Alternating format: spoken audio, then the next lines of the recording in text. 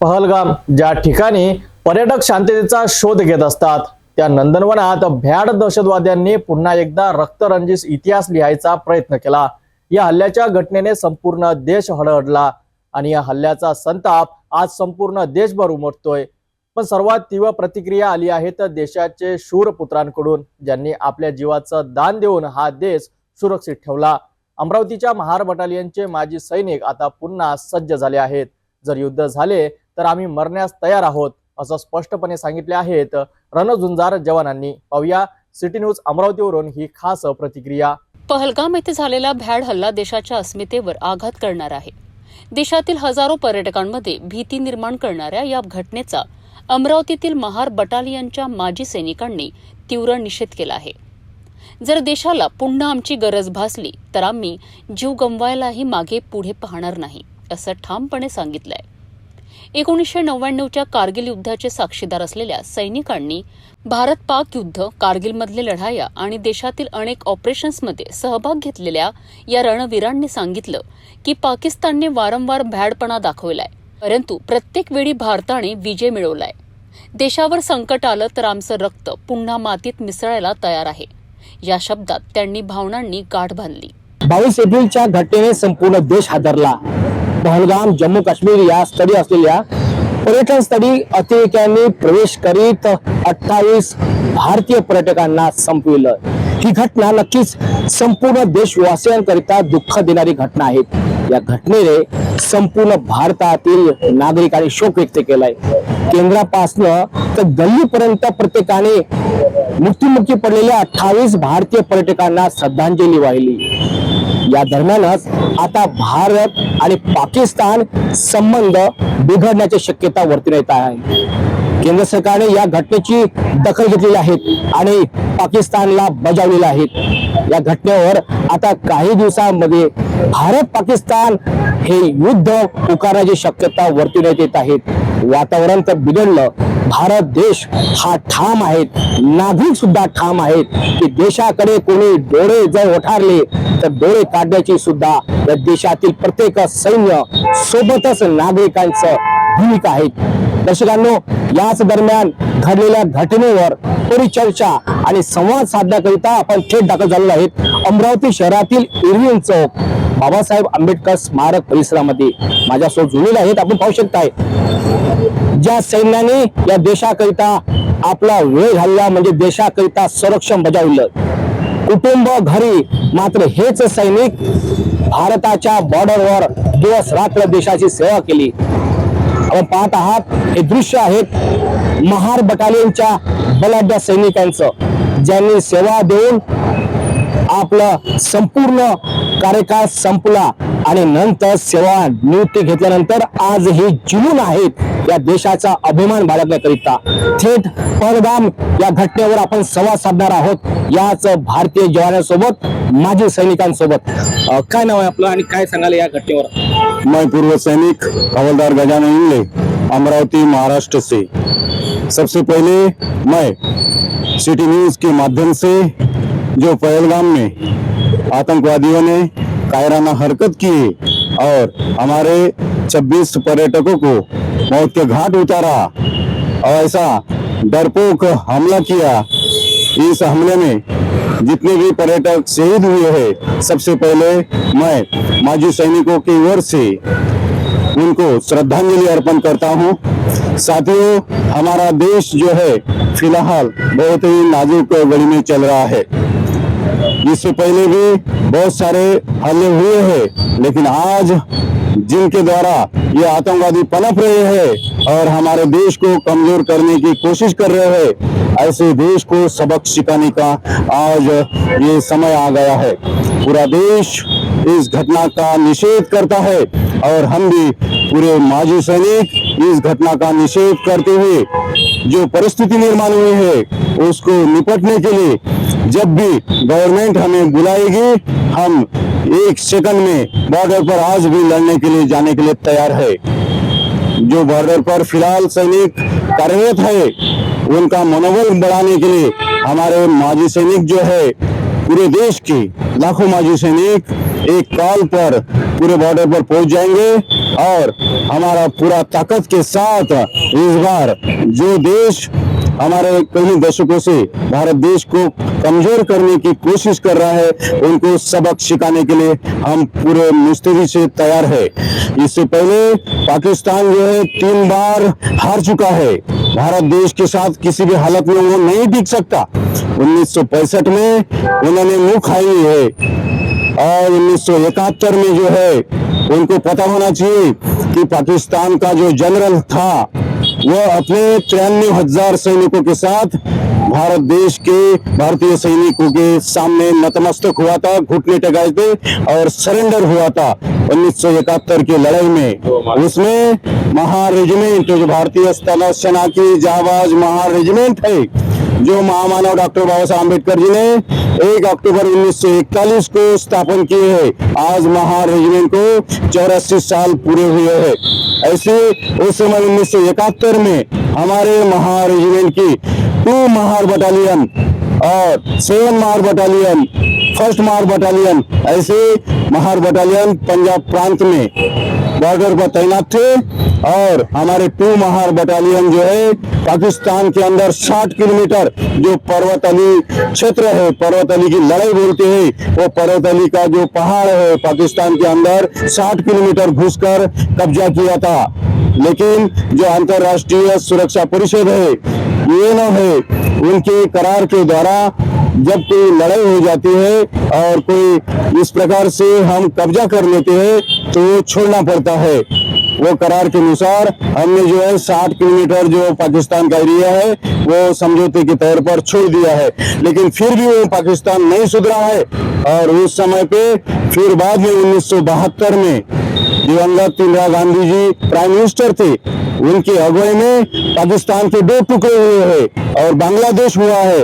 फिर भी पाकिस्तान जो है वो सुधरने का नाम नहीं लेता। फिर भी उन्होंने जो है 1999 में जो कारगिल युद्ध जो है वो करने की हिमाकत की थी और उस समय भी हमारी जो भारतीय सेना है, तीनों सेनाओं ने मुस्तैदी के साथ कारगिल युद्ध लड़ा और उस समय भी 99 में जो है हमने कारगिल युद्ध जीता है।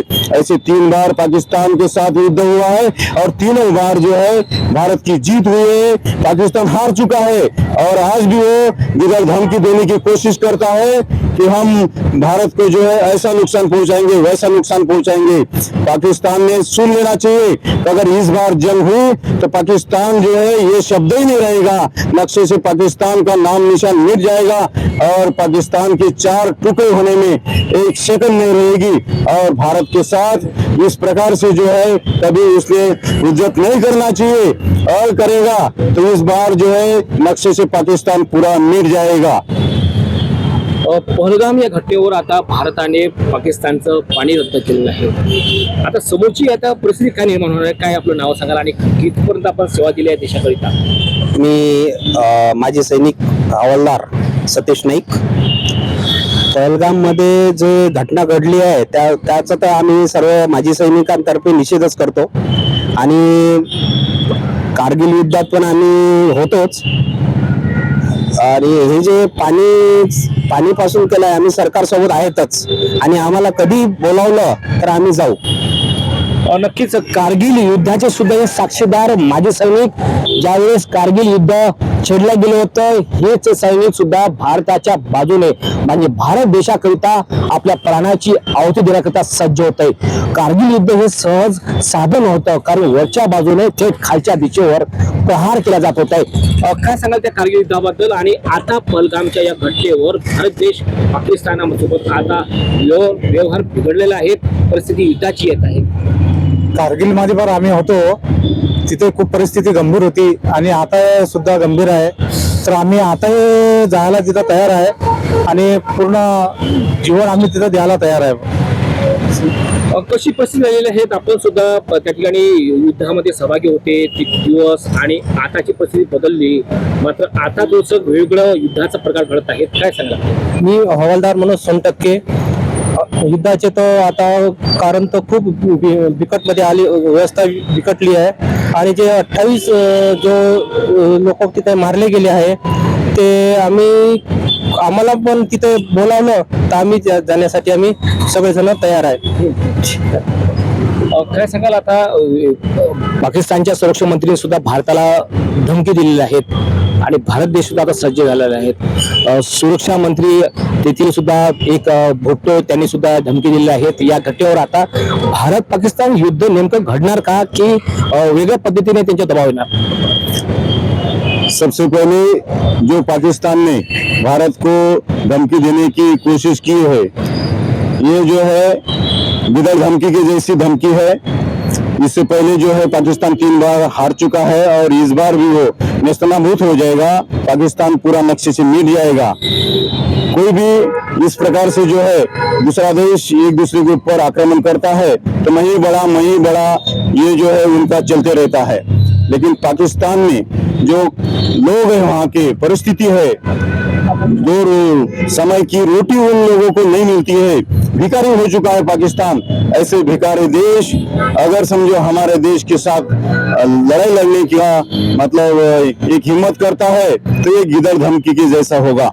लेकिन उन्होंने समझ जाना चाहिए कि इससे पहले भी वो जो है काफी मतलब घुसपैठ कर चुका है और हमारे जो नापाक या बेकसूर लोग हैं उनको मतलब मारने की कोशिश की है. इस बार जो है उनको बहुत महंगा पड़ने वाला है और भारत ने जो है पूरी ठान ली है कि अगर समझो एक हुक्म दिया जाता है सेना को तो 1 मिनट के अंदर जो है पाकिस्तान के ऊपर पूरा हमला बोला जाएगा और पाकिस्तान को सांस लेने का भी मौका नहीं मिलेगा. ये इस बार जो है आर पार की लड़ाई होने वाली है और उसमें जो है हम जो पूर्व सैनिक है, हमने बॉर्डर पर ड्यूटी की है. कारगिल युद्ध के दौरान भी हम मतलब लड़े हैं और कश्मीर बॉर्डर पर भी ड्यूटी की है और हम जो है पूरे परिपक्व है. हमारी जो सेना है वो सेना के साथ जो है आज भी हमें भेजा तो हमें कोई फिर से ट्रेनिंग लेने की जरूरत नहीं है. आज भी हम बंदूक उठा के सीधा शूट कर सकते हैं क्योंकि हमारी मतलब पूरी अनुभव है और उस एरिया में हमने ड्यूटी करने की वजह से हमें वो एरिया जो है पूरी तरह से परिचित है और लड़ने में हमें कोई दिक्कत नहीं आएगी. और जो सेना बॉर्डर पर है उनको तो दिक्कत है ही नहीं, लेकिन हमारा डबल मतलब सेना ऐसी बढ़ जाएगी और पूरा पाकिस्तान जो है नेस्तनाबूद हो जाएगा. और समझ जाना चाहिए पाकिस्तान ने कि भारत सरकार ने जो है उनका जो पानी है, हमारे पानी से वो जो अपने जीवन में यापन करते हैं और हमको ही धमकी देने की कोशिश करते हैं. तो इसके बाद जो है और भी जो पाकिस्तान के ऊपर निर्बंध लगाना है वो सरकार कोशिश कर रही है और किस प्रकार से पाकिस्तान को सुधारने की एक मौका दे रहे हैं. लेकिन जो बिगड़ा हुआ लड़का रहता है उसको कितना भी मतलब सुधारने की कोशिश करेंगे तो वो नहीं सुधरता. उसको जो है लात मार के उसको गला पकड़ के उसको नीचे जब तक पटकते नहीं तब तक वो सुधरेगा नहीं. और इसी प्रकार से ये पाकिस्तान की हालत है और एक बार जो है पाकिस्तान को सबक सिखाना चाहिए. पूरे देशवासियों की ये आवाज है और हम पूरे माजी सैनिकों की आवाज है. लड़ाई जो है कोई भी लड़ाई होती है तो उसमें कोई किसी का फायदा तो होता नहीं क्योंकि भगवान बुद्ध ने जो है इस विश्व को शांति का संदेश दिया है और पूरे विश्व को आज की स्थिति में युद्ध नहीं बल्कि बुद्ध चाहिए. लेकिन कोई हमारे ऊपर जानबूझकर अटैक करता है तो हम जो है उनको छोड़ने वाले नहीं है. उस समय जो है हम जो कोशिश करेंगे मारेंगे ये कोई पाप में नहीं जाएगा क्योंकि हमको हमारा रक्षा भी करना है. हमारा जो स्वाभिमान है देश का वो भी मतलब कायम रखना है. तो पाकिस्तान ने समझ जाना चाहिए कि जब तक वो इस प्रकार से कायराना हरकत बंद नहीं करता पूरी तरह से तब तक जो है वो भारत से जो है पूरा नेस्तनाबूद होने में तैयार रहे और पाकिस्तान का जो है सफाया होना निश्चित है इस बार. और ये जो आर पार की लड़ाई लड़ेगी ये जो है पूरा मतलब नेस्तनाबूद हो जाएगा. और हम माजी सैनिक जो है पूरे देश के भारतीय स्थल सेना के साथ तैयार है मुस्तैदी से लड़ने के लिए. जब भी एक कॉल आ जाएगा सैनिक बोर्ड के माध्यम से या केंद्रीय सैनिक बोर्ड दिल्ली के माध्यम से रक्षा मंत्रालय से हम जो है हमारा बिस्तरा बांध के जाने के लिए बॉर्डर पर तैयार है. आक्षेप घेतला जातोय की पहलगाम या ठिकाणावरून अनेक अंतरापर्यंत बॉर्डर आहे भारताची, तरी सुद्धा अतिरेक्यांचा प्रवेश कसा आहे, सुरक्षावर प्रश्न उपस्थित केले जात आहेत, यावर काय आपण सांगाल? मी उत्तम डोंगरे, 2 महार रेजिमेंट.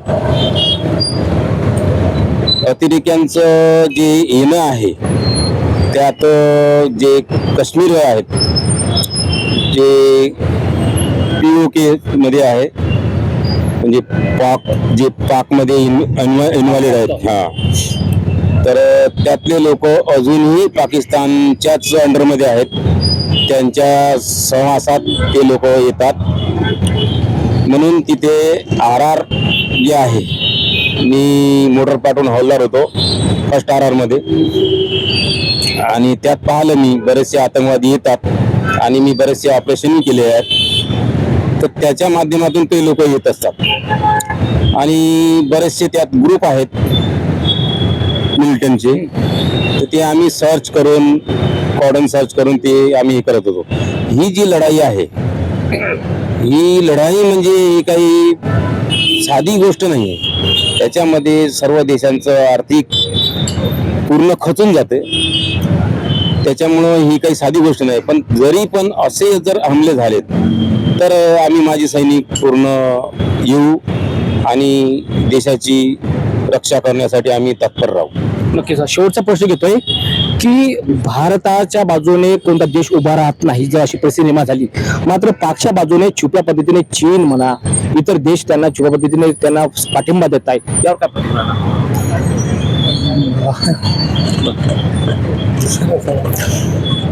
साथियों, जब भी 2 देश में लड़ाई हो जाती है तो इस विश्व में दोनों देशों के मित्र पक्ष भी होते हैं.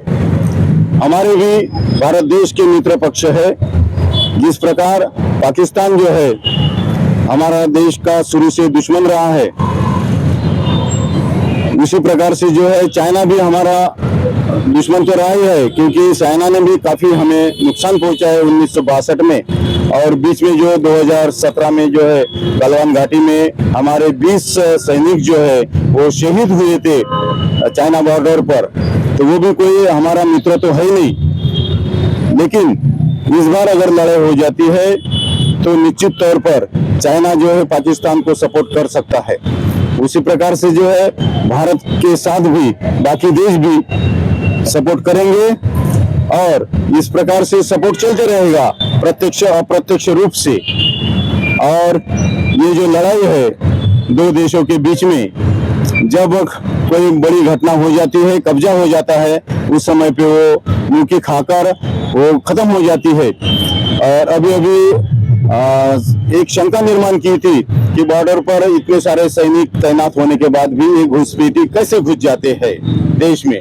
मैं आपको बताना चाहता हूं, हमने खुद बॉर्डर पर ड्यूटी करी है. और जो प्लेन एरिया है, जैसा राजस्थान है या पंजाब है, इस एरिया में जो है तार की फेंसिंग डाली हुई है. लेकिन जम्मू के ऊपर जब जाएंगे अपन, उस समय पे जो है 3-3, 4-4 महीना जब बर्फ गिरती है तो आंधी चलती है, तो बर्फ की पहाड़ी जो है पूरी ढह जाती है और पहाड़ी दूसरे दिन जो है पता ही नहीं चलता यहाँ पे पहाड़ था करके. इस प्रकार से नदियां है, नाले है और बड़े बड़े पेड़ है. उस एरिया में जो है फेंसिंग डालना नामुमकिन है. ऐसे एरिया में जो भारत की और पाकिस्तान की चोटियां रहती है, पिकेट रहते हैं और बीच में डाउन एरिया रहता है, तो जब कोहरा पड़ जाता है, मतलब जिसको मराठी में धुका बोलते हैं, तो 10 मीटर के अंदर का भी मतलब एरिया दिखता नहीं. तो ऐसे समय पे जो है पाकिस्तान जो है उनकी चोटी से हमारे जो नीचे घात लगाने के लिए जो सैनिक जाते हैं नाले तक या नदी तक, अपने बॉर्डर तक, उनके ऊपर सीधा फायर करते हैं. और वहाँ पे कोई बंकर नहीं होता जब घात लगाते हैं. ओपन में मतलब जो पत्थर है उसका सहारा लेके वहाँ पे रात भर बैठना पड़ता है हमारे सैनिकों को. तो उस समय ऊपर से जब फायर आ जाता है पाकिस्तान की तरफ से, तो हमारे जो सैनिक जो है ट्रेंच के माध्यम से अपने पिकेट की तरफ पीछे हो जाते हैं. उसी दौरान जो है जो आतंकवादी है वो नदी के पास, किनारे पास राह देखते हुए बैठते हैं कि जब ये सैनिक पीछे हटेंगे फायरिंग को देखते हुए तो वो आगे बढ़ जाते हैं. और ऐसा मौसम का फायदा लेकर जो है घुसपैठी जो है वो भारत के अंदर घुस जाते हैं। बर्फ रहता है, बर्फ के अंदर जो है जो सफेद कपड़े पहनकर अगर जाते हैं तो 10 मीटर का जो एरिया है वहां पर किसी को देख नहीं सकते, तो ऐसे इसमें जो है छुप कर बैठ के जैसा भी मतलब मौका मिलता है वो घुसपैठ करते हैं। लेकिन फिर भी काफी समय, काफी हद तक भारतीय सेना जो है उनको चुन चुन कर मारने में कामयाब हो जाती है।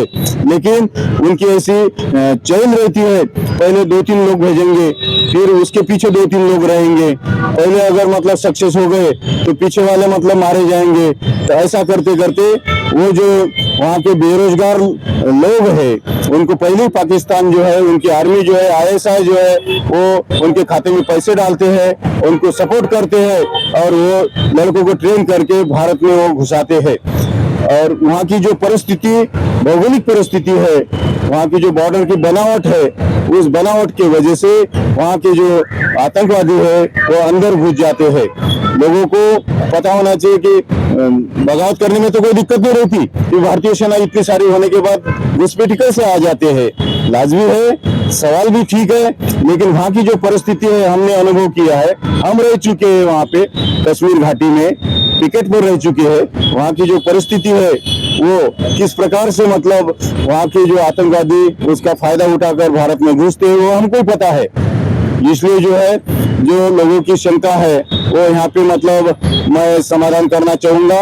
और ये भौगोलिक स्थिति की वजह से ये जो आतंकवादी आना जाना जो है ये चलते रहेगा। लेकिन हमारी जो सेना है वो अलग अलग मतलब पिकेट पे मुस्तैदी के साथ बाइनाकुलर नाइट विजन है, उसके माध्यम से वो देखकर, क्योंकि बर्फ और कोहरा होने की वजह से नाइट विजन भी काम नहीं करते और 10 मीटर का भी मतलब कोई दिखता नहीं, इसलिए ये घुसपैठी जो है मौसम का फायदा लेकर हमारे देश में आकर हमारे बेगुनाह लोगों को नुकसान पहुंचाने की कोशिश करते हैं। देशाचं संरक्षण करणारं, बॉर्डरवर आपल्या प्राणांची आहुती देण्याकरिता सज्ज होणारं अनेक वर्षापासून महार बटालियन जे भारताचं बलाढ्य एक बटालियन आहेत, थेट आपण त्यांच्या सोबतच संवाद साधला, ज्यांनी भारताच्या बॉर्डरवर गेली अनेक वर्ष सेवा दिली आहेत आणि देशाचं संरक्षण सुद्धा केलेलं आहे। पाहत आहात आपण जे मेडल मिळणं सुद्धा साधन नसते, खडतर जीवन प्रवास असतो, परिवाराला घरी सोडून, मुलांना घरी सोडून या भारत मातेचं संरक्षण करण्याकरिता थेट बॉर्डरवर अनेक वर्ष सेवा देणारे हे बटालियनचं कर्तबगार आणि संघर्षवादी बटालियनचे सैन्य जे आता सेवानिवृत्त झालेले आहेत, मात्र चेहऱ्यावर आजही देशाप्रती अभिमान आणि देशावर जर कोणी डोळा काढला तर आपलं बलिदान देण्यापुढे मागे पुढे पाहत नाही, तेच बटालियन।